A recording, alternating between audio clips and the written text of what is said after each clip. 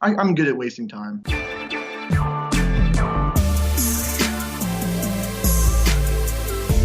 Welcome to The Other 51. I'm Brian, and this week we're chatting with Jesse Dougherty of the Washington Post about his new book, Buzzsaw.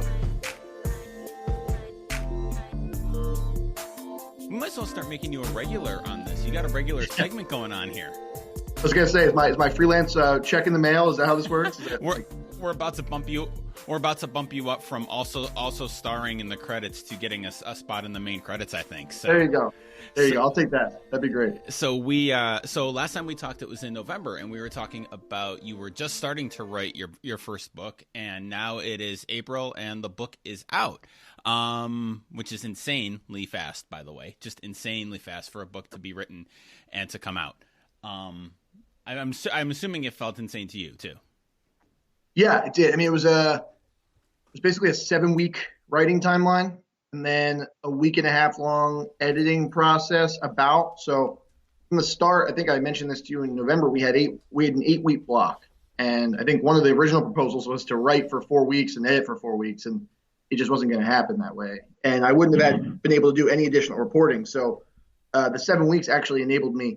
It's funny to think 7 weeks, if anyone has written a book, and I've only written one, so it kind of feels normal to me. It's like, that's insane. It actually ended up feeling longer because of the original prospect of writing it in 1 month. So I was like, wow, 7 weeks, I got all this time. And so I did end up making 30 phone calls, was able to actually report a little bit, do more research than I would have. But if it was just 1 month, I would have been head down the whole time typing. I basically was with an additional hour a day to actually report and gather information. But yeah, the timeline was insane. So the book is Buzzsaw. And just to say right off the bat, you're my first former student that I know of that's published a book. I'm sure somebody else has, but so very, very proud to see that out Appreciate there. it. Haven't read it yet. It's on the list. It's about a mile high of books that I checked out before we went into lockdown here. And I wanted that before we get to writing the book and about the book itself. The book came out March 24th, if I remember correctly, Yep. or thereabouts. So, what's it like to release a book in the middle of a global pandemic? Yeah, tough. I mean, so you don't want to be selfish and annoyed about the ways your lives affected, right? But in my case, I had 3 or 4 book events canceled. A lot of obviously people can't go to bookstores. I was really excited on the Tuesday it came out to just walk down the street in my neighborhood and go to the local bookstore and see the book on the shelves, and I wasn't able to do that. So again, that did not bother me at all, considering what's going on in the world. But at the same time, it is a little bit of wind out of your sails because you did work really hard for however long you worked on this book. I know I have a buddy, Jared Diamond, who released a book right after me. And I know there's a bunch of other great baseball books out right now that everyone feels a little bit like. I thought the book tour and the celebration and the book party and whatever it was sort of like the icing on the cake and the kind of what you were working toward. And when that kind of gets pulled out, I guess you just have to find satisfaction in other ways. And the way that people on Twitter and Instagram and Facebook and whatnot have shared the book and read it and shared their thoughts and engaged has been super, super satisfying. I don't want to act like that hasn't been a good replacement for what would have happened, because it's been flooring. I mean, it's been incredible to see all the people who have read it and especially spend their money during such a hard time. I can't say how much I appreciate that. But yeah, the way the week of the 24th played out was much different than I would have originally thought. So how did it play out for you? What was that like? So I went to Solid State Books in DC. Is my favorite bookstore. It's right in my neighborhood. From the start of the whole process, I asked Simon & Schuster to make sure my first event would be at Solid State. I wanted the publicist to work with them, and she did, and we had it all planned out. So that Monday, instead of having an event, we were going to have a big thing on Wednesday. I actually went to the store and signed 100 copies. So anyone who bought a copy from them would have gotten a signed copy, and they went really fast. So I've seen some people since say, I got a copy from them and it's not signed. And I said, well, that's a good thing. The book's selling. But so I signed 100 copies, did a quick little video promo.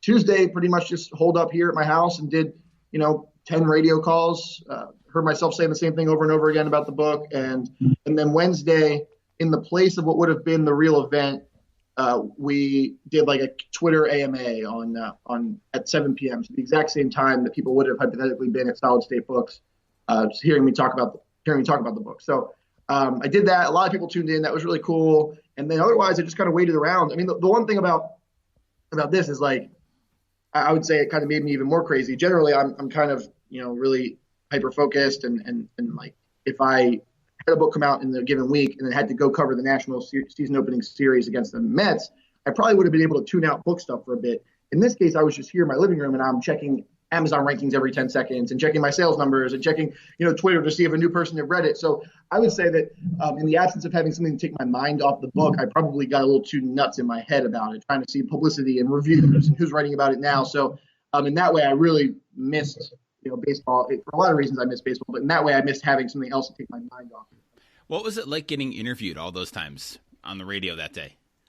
Yeah, weird. So we do it a lot at the Post, at the Washington Post. Like during the playoffs, I was kind of used to it. Like we would do 3 or 4 or 5 hits in a day. But that generally, like when you go to different radio shows for that, they're asking different things, at least somewhat.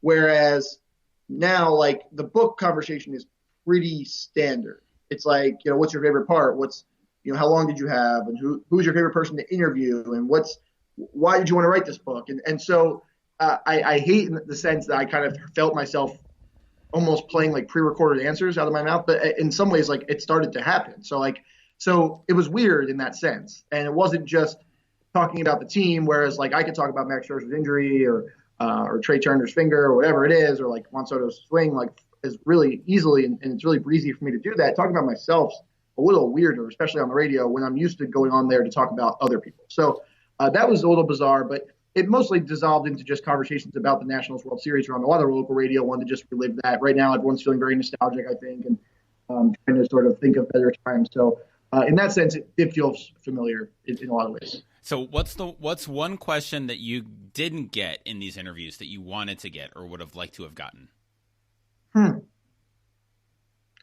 That's super interesting. Wow, that's a tough one. I was happy that people asked about the cover because I think it's a unique cover for a championship book. And that came late. So I guess I was thinking about that in the midst of all the interviews. I was hoping people would ask about the cover. And that's one that I got it at the end. So I can't say I didn't get that. But that's the one that comes to mind, saying that's really. And then I guess maybe who didn't talk for the book would have been interesting, because we talk a lot about who did and who I got for interviews and how great that was, but who didn't talk for the book is maybe interesting as well. All right, so let's handle them both. First of all, tell me about the cover. The cover is just Juan Soto. He's dropped to his knees, hands reaching to the sky, eyes closed at the end of the World Series. And the back cover is the classic team shot, all mobbing each other on the mound. And I can't even take credit for it. As the cover designers at Simon & Schuster made the great point that every championship book typically has that shot on the cover. We can see it. The catcher and the pitcher and they're hugging and the team's running toward them, and it's a great shot, and it makes the front page of every newspaper for a reason. It's jubilation and to the highest degree and all those things. But the Juan Soto picture, we thought really encapsulated the emotions of the book that were relief as much as anything, euphoria in that relief, and fun. I mean, just like him sort of on his knees and smiling and just like looking up to the sky. I mean, just so in a lot of ways, I didn't want it to just be a Nationals 2019 book. I wanted it to be a DC baseball book. And when you think about 33 years of baseball not being there, and then 05 Nats come back and they're terrible for 6 years, and then for the next 7 years they're competing, but they're always losing the big game. There was so much relief in that moment. There was so much like we finally did it. And I thought that photo encapsulated that emotion much better than everyone mobbing around Daniel Hudson would have encapsulated that emotion. And who didn't talk to you?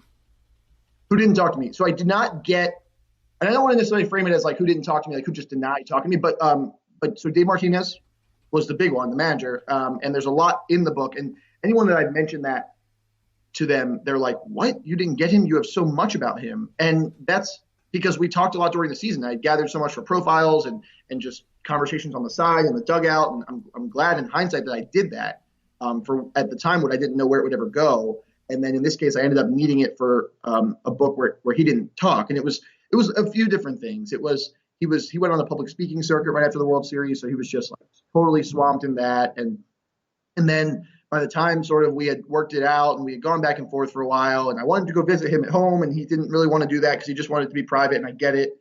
So we didn't do that. And I said, well, how about a phone call? And it took a few weeks just to kind of, coordinate it. And he was traveling. And then by the end, when he said, I'll talk to you, the book was pretty much on the shelf.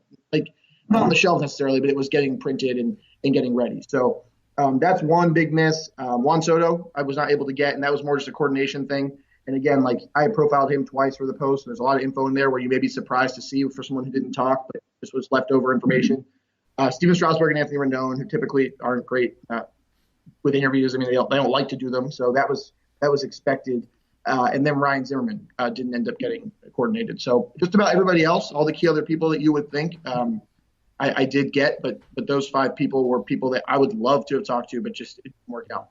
So let's back up a little bit. So how did the book? Because we talked in November, not long after the World Series, and you were already working on it. So how did this book come to you, or how did you come to the book? What was that whole process like? So I was lucky in the sense that for a while ago, so 2 summers ago, an editor at Simon & Schuster named Sean Manning, reached out to me to potentially work on another book. Just to had an idea. I thought I would be good for it.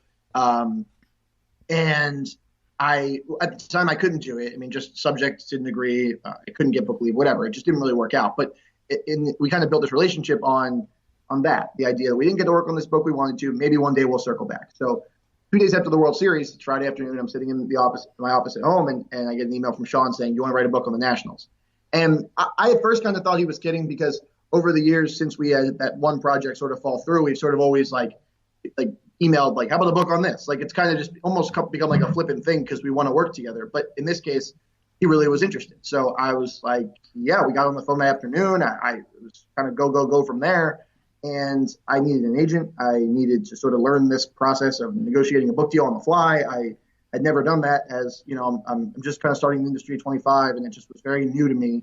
And I did all that. I mean, I agreed to, contract with an agent the next week, and then by the next Monday we had a deal. I guess we kind of negotiated on Saturday, and then by November 11th, I think, so it was 2 Mondays after the World Series, I was writing. I was in Scottsdale for the GM meetings and covering the Nationals and GM Mike Rizzo, and then I would finish my work for the day. And I remember all the writers were going into the bar at the hotel we were all staying at, and I was outside by the fire pit starting my book. That's where I started. So the first words were written in Scottsdale during the GM meetings at night. So it started a crazy, wacky process, but it was like it came together really in a week, I would say. So what's that process like? You mentioned earlier you had 7 weeks to write it, but originally it was only going to be 4. And you're starting to write it when you're covering the GM meetings. So you're still working your day job at the Post covering the Nats while you're writing this. So what was your writing schedule like, your process like for it? What did that look like for you? Yeah, about 2,000 words a day I figure I had like 44 days when it came down to it to write. And originally they wanted me to file 75,000 words. That was the low end, 75 to 85. So I thought if I wrote 2,000 words a day, I'll stay on track to be on top, be over that. And I would have a little wiggle room to not write maybe toward the end. I ended up like not really doing it that way. I ended up writing like 6,000 words one day. And then the whole winter meetings in San Diego, I just reported. So I took 4 days off from writing, which actually ended up being critical because I got to clear my head.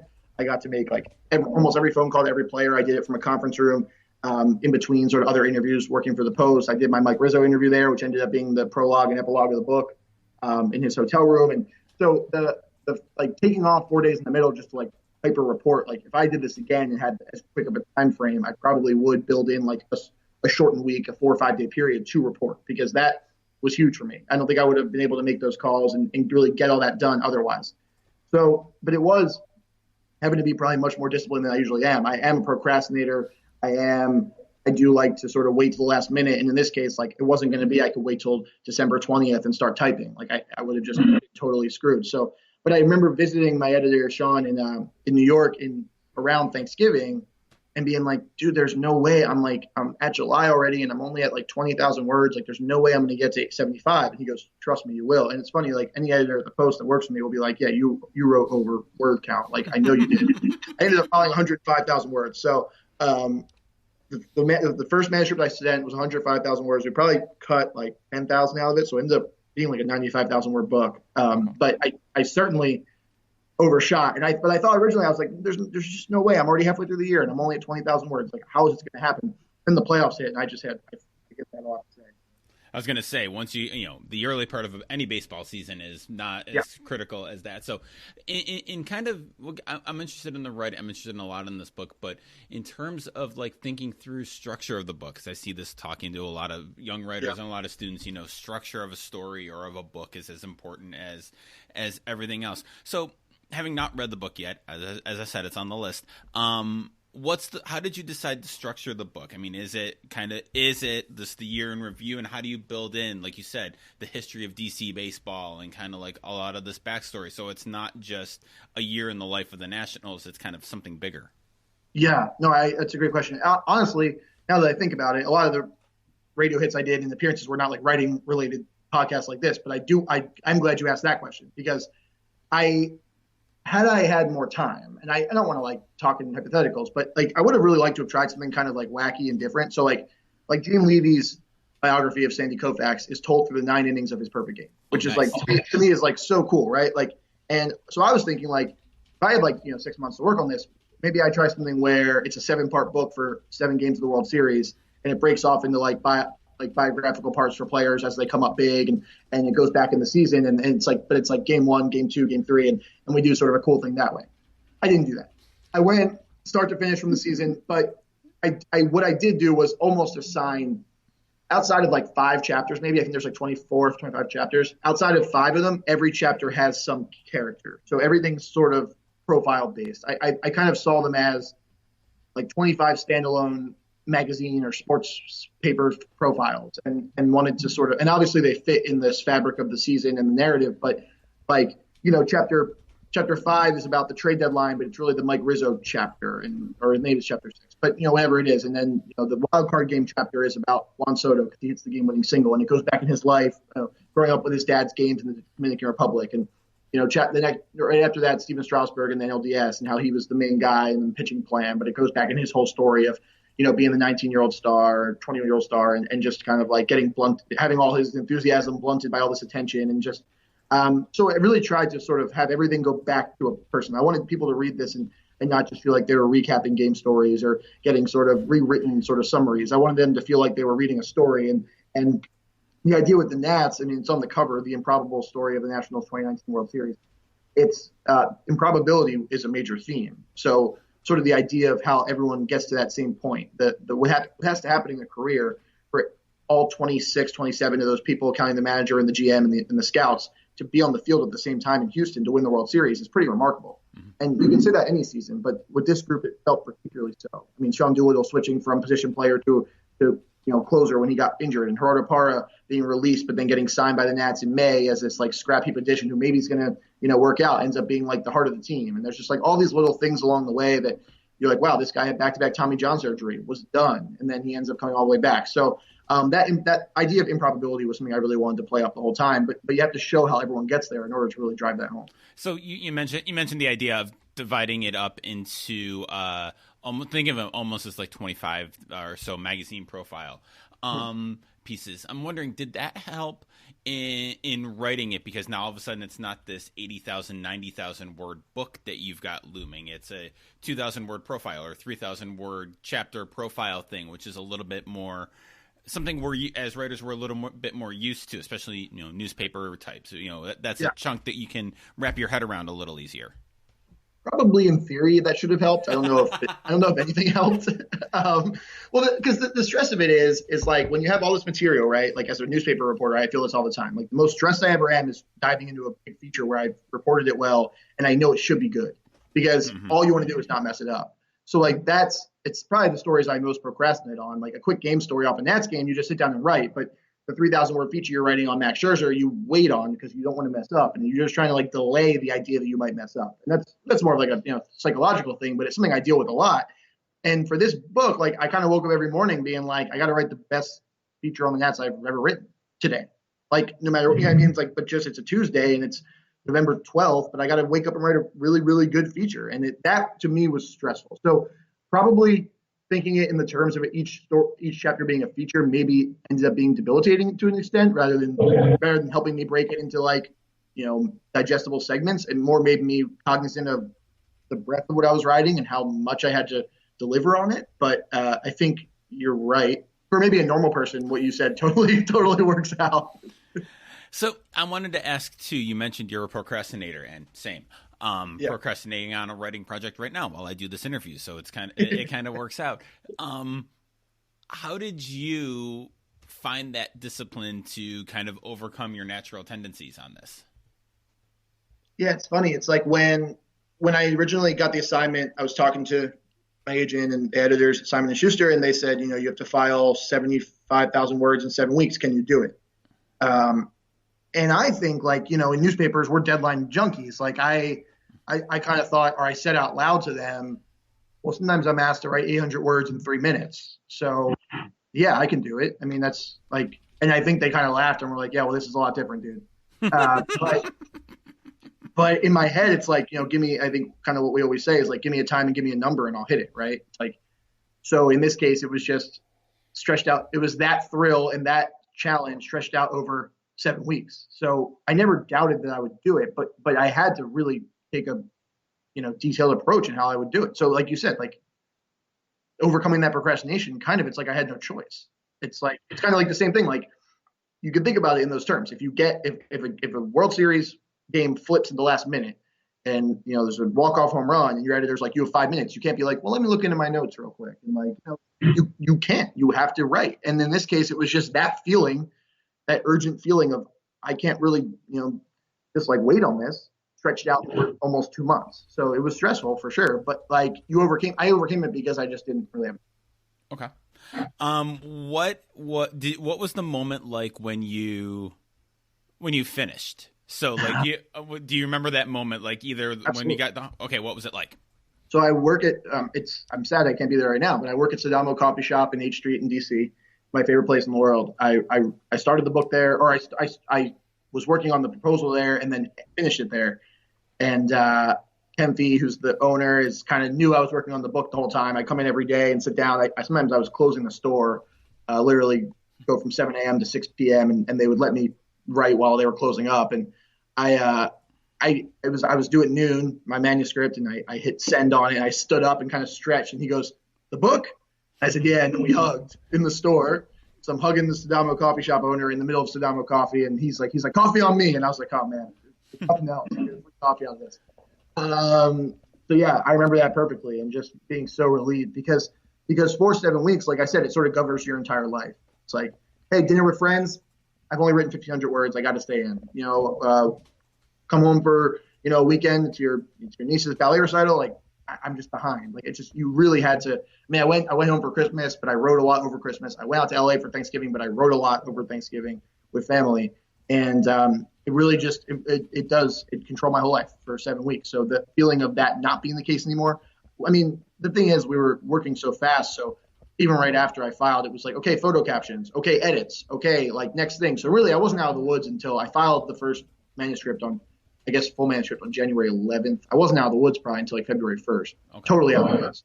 Or maybe like a little bit before that. But it felt really good once that happened, especially getting the whole manuscript in was really the big hurdle. So what is it about the coffee shop or about either that coffee shop or writing coffee shops in general for you? Yeah, I mean, I can't nap. I mean, I guess I could, but like that's a big one, right? It's like you can't turn on the TV or nap. So that helps with procrastination, not being home.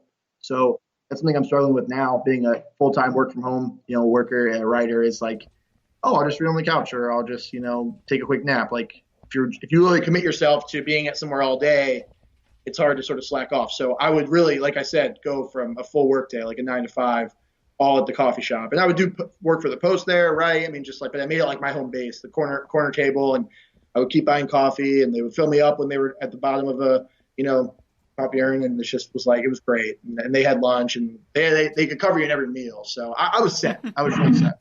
But I do like that. I mean, the biggest thing really is that helped my procrastination as well. So kind of getting away from the book a little bit now, working at the Post, there's obviously no baseball happening right now. Yeah. So you've moved kind of into a hybrid role. Is that right?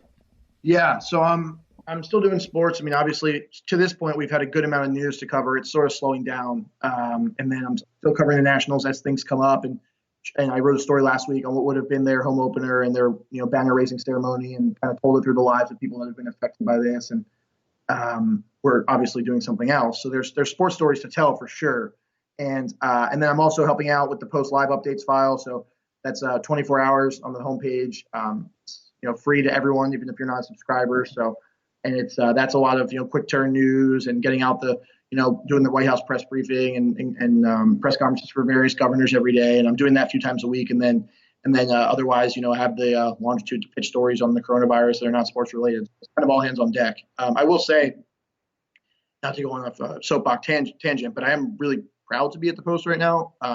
I felt that from a sports section standpoint, that a lot of places turned the page really quickly in a way that I felt was a little bit tone deaf and started just covering sports as if it was business as usual. And I think we have a really unique opportunity here to sort of speak to an audience that maybe isn't seeking that coronavirus news, comes to our page and flips to our page in the newspaper or comes to our website maybe they're looking for that post on the 10 best nationals of all time, or they're looking on for the post on whatever it may be. And that's not to say we haven't covered sports normally. We've covered NFL free agency as is, and we've covered things.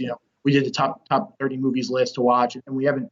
But I think the balance of it has been really smart and really tasteful right now for what's a really important story around the world. And that's not to bash any individual outlet, but I have felt that I've seen on my Twitter feed that places really quickly, pulled the trigger on going away from that and saying we're going to be the outlet that gives you your regular programming. And frankly, I don't think it's a time to be apathetic or a time to sort of, dodge the necessary programming. Maybe that's old and crotchety for me, but it's just something that I've really noticed. So what are some of the coronavirus stories, either in sports or non-sports, what are one or two that you really would like to do or really think should be done right now? Yeah, I mean, I think the ongoing sort of saga of people who are not getting paid during this time and are just really struggling with this is important, and we've done it to some degree, and I think we can continue to do it. So digging into their lives and showing that there are people that rely on this industry as sort of a internal clock thing. They know every year in March or April they're going to start getting regular work, but now it's it's obviously difficult for them, and I think maybe profiling some of those people is something I'm really interested in, something I'm pursuing, and continuing to tell their story. And then maybe on the non-sports side, I think obviously we've done a lot of work about medical workers, and there's an Eli Saslow story out this weekend that just goes into a guy in Chicago who's operating ventilators, and it's really scary, and it's really important work. But also emergency responders, people who work ambulances, people who are dispatchers, taking calls, almost acting as quasi psychologists right now, talking to people who are just scared and have nowhere else to go. I think there's a lot of really interesting things at play, whether that's in New York City or a place like Washington, D.C. that promises to be the next hotspot. I think there's a lot of, different things to tell, and a lot of people, affected by this. So lawyers who have clients in overcrowded prisons who are trying to, deal with that. There's just, I don't know, my brain definitely turns to a bunch of different things on it. And the fun thing about the Post is that there's always someone working on something who has expertise in something that you can kind of go to and pick their brain or see what they're working on. I just think it's a really interesting time to be in the newspaper. And again, I'm really proud of the work everyone's done there. So what's it like to be back or writing news? Yeah, I mean, I haven't really done much yet, right? But it's different for sure. I will say, this kind of brings me back to my high school days. So my high school sports reporting days, I should say. So when I first got to the Post, I was a high school sports reporter, and one of the best parts about that job, I think, as a training ground, is that there's no stat database. There's no, baseballreference.com. There's no website where the box score is. You have to really get all the information yourself. So it kind of brings me back to that because, over the weekend, I profiled an 102-year-old woman who was born during the Spanish flu and then has lived through the Great Depression and World War II and sort of had this really interesting perspective on how right now mirrors a lot of different points of our history. So drawing parallels between the coronavirus age, I guess you could say, and World War II mostly, but also speaking about how her father and her uncle had, the Spanish flu, and how it will follow her for the rest of her lives, sort of maybe foreshadowing, children who are born right now will always hear about the coronavirus. So, but when I wrote about her, there was no way for me to just go look up her Wikipedia page or, and look up and then get the related links to go to old profiles. And there was no way for me to sort of, check her age or check everything without calling her back and fact checking it, which is such a novel concept sometimes in sports because we're spoon fed so much information. But it was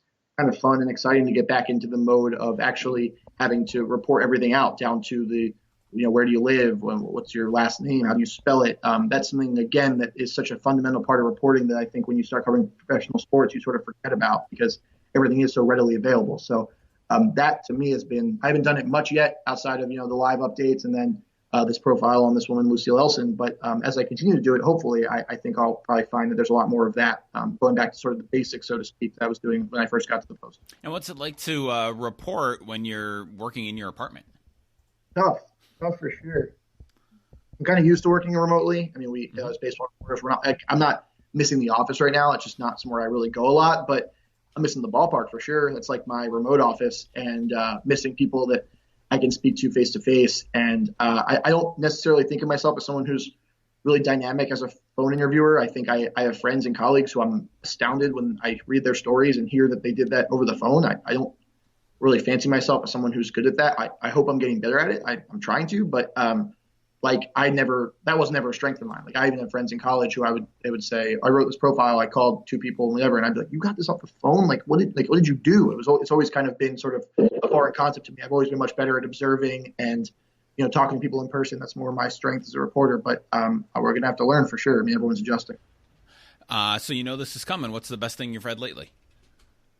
So this is really recency bias. I don't say recency bias, but it's really recent. Stephanie McCrummen for the Washington Post went to Elmhurst, in the Elmhurst neighborhood in Queens recently, and profiled sort of a funeral home during the coronavirus outbreak, and did almost a day in the life, just a narrative of one day. And I thought it was heart-wrenching, and the way she wrote it made it feel so visceral and real. And Stephanie McCrummen is one of the best writers in the world. And doing features at the Washington Post, and I thought it was something I had thought about. Like, man, wouldn't it be powerful and scary and revealing if somebody would go to a funeral home right now and write about that? I talked to my roommate, who's also a Washington Post writer, about that idea, and we were like, oh wow, yeah, that would be good. And then of course Stephanie comes out with a story like that really thereafter, way ahead of it than I was. By the time I thought of it, she probably had filed 3 drafts, and I just thought the story was excellent. It's called Death Without Ritual. So the idea that people are dying right now and not able to have funerals, and these funeral homes are really backed up, and Elmhurst is a neighborhood that's been hit really hard by the coronavirus, so probably shows us what other neighborhoods have in store, just because it was one of the it was on the advent of the virus in the U.S. and was hit really hard from the beginning. So that's, again, not too uplifting, but that's the best thing I've read recently. So that's good. I'll have that in show notes. And since we all need stuff to read, I'll do some recommendations too. I can recommend The Nickel Boys by Colson Whitehead. Yes, great book. Fantastic book. I just finished it last night. Again, not the super most uplifting book you're going to read, but a beautifully written, beautifully told story. You said you've read it? Yeah, it's great. And in some ways, like, it is journalistic in a lot of ways too. Yeah. The way you sort of, it's revealed later kind of the process in which he wrote that book. But when you realize kind of what the reporting and the research that went into it, it's pretty astounding that a lot of it's real. So. All right. So the book is Buzzsaw. It is out independent bookstores, Amazon, any place you buy books. Yeah. Bookshop.org and IndieBound are 2 great places to order right now, just because that will connect you with a local bookstore in your area. I know a lot are still delivering and really looking for orders to fulfill because it's a tough time for them. So bookshop.org and IndieBound are 2 great ways to order the book right now. Fantastic. And we'll probably end up doing this soon, the way things go. So yeah, co-host, part-time co-host. Love it. All right. Thanks, Jesse. Yeah, appreciate it. Thank you.